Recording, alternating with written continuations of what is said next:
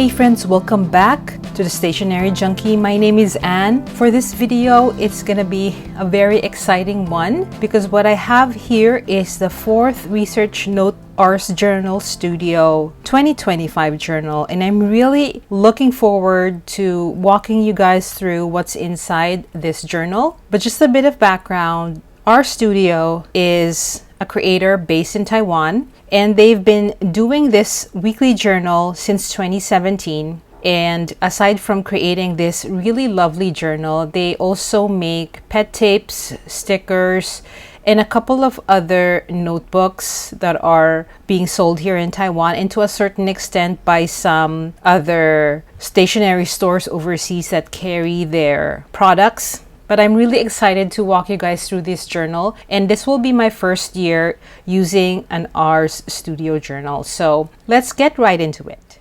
The 2025 journal is an A5 sized journal. It is made with Japanese hua hua paper. I wanted to bring that up because I know a lot of us have been really very particular with paper quality, and later in this video I will show you some of the pens that I have tested out on this paper, just to let you know how the paper quality is all about. Until then, let us first talk about the cover. So the 2025 Ars Journal is an A5 sized book. It comes with a clear cover, and I wanted to point out that the cover is a little bit frosted. So if you think about the Hobonichi clear cover on cover or the Midori clear covers, that one is kind of like a glossy kind, but this one is a little frosted so that it doesn't have that much of a glare. And one thing to note, that the clear cover of this journal actually has these 2 markings, which I think is a nice touch, and it provides like an actual design to the cover as well.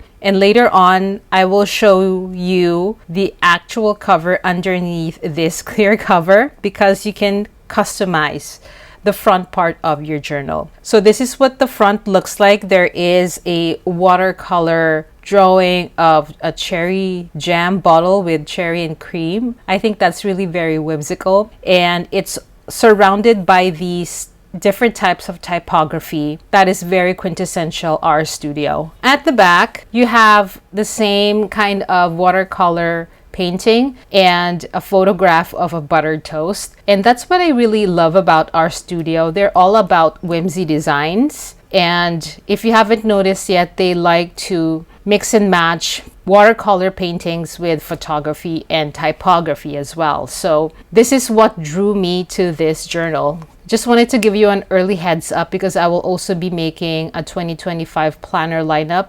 This particular journal is going to be a creative journal for me. And as I mentioned, this is going to be my first time in an Ars journal. So I'm really excited. How am I going to use this planner? So I'm going to be talking about the insides of this journal. So let's just get right into it. So upon opening the book, you have cardstock and paper that extends to the actual cover as well. And there is a blank fly leaf. And upon opening the book, you have 2025 cover page Research Project Weekly Journal by Ars Studio. Flipping that over, you have your 2025 calendar. And let me just quickly preface that all throughout the planner, the font can be somewhat very minimal. It's minimally designed, and the font size is very small. So if you're the type of person who uses the calendar portion of their planners or journals, I don't think you'll be able to use this part of the journal because the font of the calendar is minuscule, to say the least. So even if you try to use dot markers or stickers, that's just gonna overlap with the printing of the calendar. So I would suggest that you could probably just use this as a reference for the 2025 calendar and not do anything else.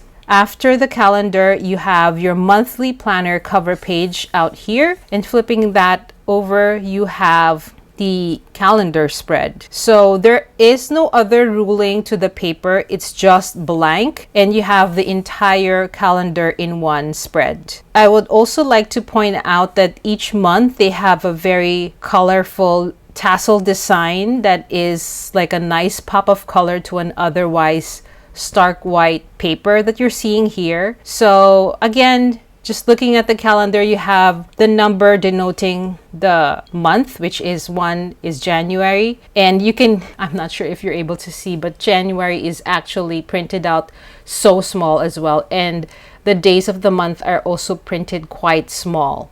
So I just wanted to give that of a heads up to you guys. If you have issues with such small fonts, maybe that's something that you can consider, just so you don't have any surprises if you are thinking about getting this journal. So every month there is a cute colored tassel design, and you don't get any other months in the journal. So it's just the entire January to December 2025. Unlike other journals or planners that will give you extra months, this one is very straightforward. And I think that's a nice touch because, as I mentioned, everything is minimally designed. So it gives you a lot of freedom to customize how you see fit. If you want to add some decoration on the free space here or add some of your trackers or to-dos, you're free to do so. And at the end of the monthly section, you have a space to have your plans for 2025. And I would like to say that's a little bit of an interesting decision to put this part of the journal at the end of the monthlies, because in other planners or journals, usually like the goal section or the intention page is at the beginning of the planner, but this one is at the end of the monthly. So if you're the type of person who references a lot on their goals or intentions pages, I would probably suggest to add a tab here or a bookmark so that you are free to reference it anytime that you want and it's easier for you to find. On the other side of the plans for 2025 page, you have a title for the weekly planner. It's a 2-page per week kind of situation here. So I'm just gonna go over to this section because it lays flat. The page in January is kind of like joined very closely. It has something to do with the binding. It is sewn binding, just to give you a heads up. And later on, when I take off the cover, I will show you the binding of this journal. So anyway, as I mentioned, it's a week on 2 spreads, and each page is divided into quarters. And here on the upper left-hand side, you have the week number, a small calendar. There's a very cute watercolor design of edible and non-edible objects. And you have the entire week in 2 spreads. So you don't spell out the dates here. It's just the number and the date. So it's January 6th. There's also a moon phase icons here in all of the weekly pages. There are lines, dotted lines here, and everything else is just blank paper. So you are free to ignore these lines, or you can actually write along these lines and decorate the empty spaces if you want to. You can put photos, you can put stickers and everything else. The month is printed here at the lower left hand side. The font is really something very whimsical for me. It's like handwriting. And on the right hand side of the page, you have some thumb tabs for you to easily locate the month, or if you're the type of person who likes to put tabs on their planners or journals, you can actually use this as a guide to fasten your tabs. And here there are some palette colors that denote the colors used in a design here, the icon design in every week. So you can see here it's like a bag of gummy bears, and the corresponding colors are here. So it's very whimsical. I really love that. It's just a nice pop of color, very minimal color design over there, and the rest is like an open canvas for you to be creative on everything. So it has 53 weeks for the entire year. And at the end, similar to the end of the monthlies, you have a page dedicated to a review of your 2025. So you're free to just write your evaluation of the year, or you can decorate whatsoever. You can place pictures, because there are dotted lines out here, and there's just a border, a very thin line that serves as a border, and you're free to do whatever you want. And on the other side is the cover page for the free notes. And here, this portion is comprised of different types of free notes, like recipes, card holders, free note, anything form, gift note, and color notes. So I'm going to walk you through each of these sections. starting right now. So here you have your recipe notes. This is like 1, 2, 3, 4 spreads of these lines and boxes, so you can take note of some of the recipes that you would like to include in this journal. If you find some interesting recipes throughout the year, you can put that here, or you can do something else. And to be honest, I'm thinking of maybe using this part as a reading log. I'm just gonna ignore the recipe note here, or maybe I'll put some stickers to remove this portion of the labeling. I haven't really decided how to use this portion, but just at the top of my head, I thought about using this as a reading log. But you have 4 spreads of that recipe note. And then after which you have a card folder, which has this huge spacious box. There's also a date section, and it says here with, so maybe it denotes like who were you with when you went to a certain place, and then the location of that place. I'm thinking, because it says it's a card folder, here in Taiwan there are a lot of establishments like cafes and restaurants that have calling cards. So what I'm going to do is to use this section the way it's intended, which is to affix some of these business cards that I mentioned, and maybe decorating this spacious box and writing some notes probably, and writing the date when I went to this cafe, who I was with, and the location. So this is like a very nifty place to document where your favorite cafe is, or like if you want to like compile your favorite places that you've gone throughout the year, or some cafes, restaurants, some bookstores and stuff like that. You can immortalize that in this page. You can also draw here. You don't need to put some cards. You can draw the location of the cafe or a certain scene in the cafe. You know, you can be as creative as you want in this section. So, but I'm gonna be using this as a card storage, so to speak, to chronicle some of my favorite cafes here in Taipei. And then you have a free notes section, which is grid page that is sectioned off with this border here. And the grids are quite big. They're not 5mm. I think they are 7. Again, it's very curious because they bordered it, or they closed it off in a border like this. So you can actually do some junk journaling here if you want, or if you want to just write some journal entries, you can do that. But there's not a lot of pages on this free note, so you only have just 2 spreads. So there's not a lot of space to do a lot of long form journaling. So probably if you want to collage, you want to do some junk journaling of a specific event, you can also draw here. That's not a problem. But just take note, it's only 2 spreads. And then you have anything form. Looking at this section, it reminds me of a library card. If you're still familiar with that, you know, it's just a table with a parentheses and some slots here. Basically, I was thinking an idea that came to my mind is basically if you want to section off your reading. For example, this section could be your self-help books that you would want to read in the year. Your romantasy titles, your sci-fi, your thriller books can be sectioned off here as well. And then here in this box, you can write your thoughts or your reflection about all of the things that you've read.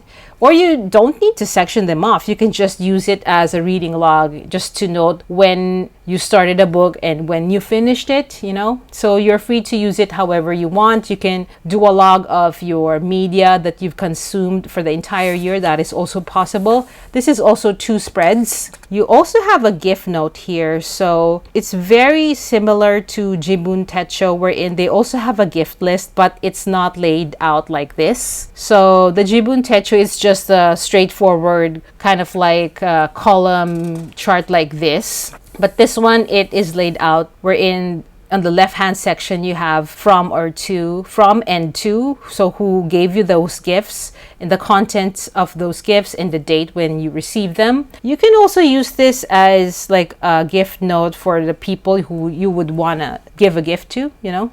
I haven't really thought about other ways to use this section, but I still have a bit of time to think about what I want to use this for. maybe a media section. I really have no idea yet, but it's good to know that this is available here. So it is like 1, 2, 3, 4 spreads. Wow, that's a lot.